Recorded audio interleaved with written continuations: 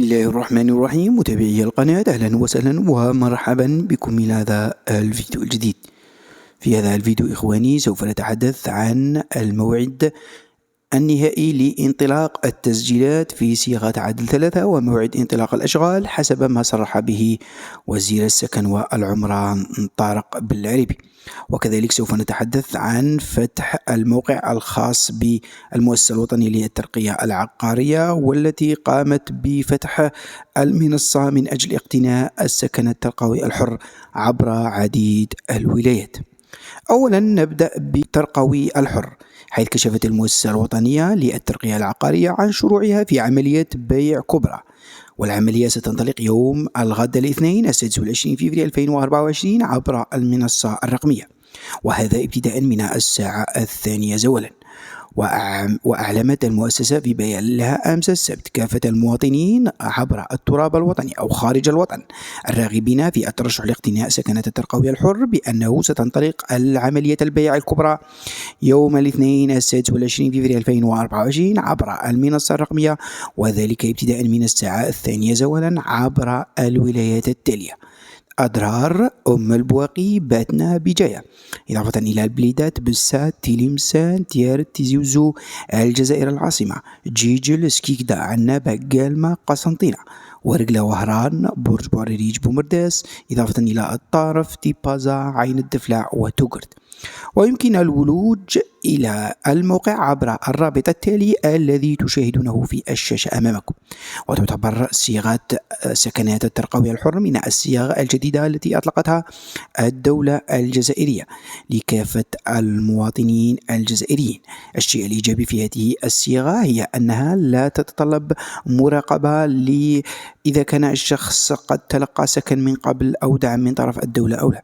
هو عبارة عن سكن ترقوي حر يمكن لأي شخص اقتناعه، فقط هنالك بعض الشروط المعينة التي يجب أن تكون متوفرة في الشخص الذي يريد ذلك، خاصة من ناحية المبلغ المالي وكذلك الأجرة الشهرية الخاصة بهذا الموظف، أو حتى يكون رجل أعمال أو صاحب شركة أو صاحب مؤسسة. المهم أن الجميع يمكنه اقتناء هذا السكن الترقوي الحر، ويمكنه شراؤه بالمبلغ كامل. هذا فيما يخص العملية التي ستنطلق بداية من يوم غد على الساعة 2 زولا.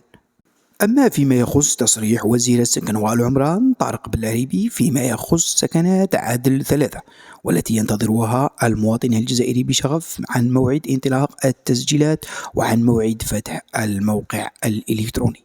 وكان قد أكد وزير السكن والعمران طارق بالعريبي في آخر تصريح له الأسبوع الفارط أنه سيتم افتتاح الموقع قبل نهاية السداسي الأول من السنة الحالية. وكذلك أكد الوزير على أن عملية اختيار قطع الأراضي قد تمت مع معظم الولايات ولم يتبقى الكثير وتنتهي بنسبة 100%. هذا الشيء يعطي الفرضية أن عملية التسجيلات سيصاحبها عملية انطلاق بناء السكنات. وللتذكير فإن هذه المرة عملية التسجيلات في سكن عدل 3 ستكون بشروط محددة، خاصة من ناحية أن يكون طالبي السكن متزوج، وكذلك أن يكون له دخل شهري يفوق 40,000 دينار. هذه هي أهم الشروط الجديدة التي سيتم اتباعها. والشيء الإيجابي الآخر هو أنه سيتم اعتماد البطاقة التعريف الوطنية، وهذا من خلال رقم التعريف الوطني، وكذلك الرقم الخاص بالضمان الاجتماعي، وهذا من أجل التأكيد على دخل الفرد هو وزوجته، وكذلك رقم التعريف الوطني من أجل القيام بمعرفة إذا كان الشخص مستفيد من قبل من سكن أم لا. إذن كل هذه التصريحات التي أكدها وزير السكن والعمران طارق بالعريبي تؤكد إلى أن الموقع سيتم افتتاحه بعد شهر رمضان المقبل، وأن عملية التسجيل ستدوم قرابة الشهر، والانتهاء من عملية التسجيل بعدها ستكون هنالك عملية غربلة للمسجلين، وهذا من أجل الخروج بالقائمة النهائية التي لها الحق من الاستفادة. وستكون هنالك وكذلك عملية طعن لتقديمها للمواطن في حال وجد نفسه أنه غير مؤهل للاستفادة من هذا السكن.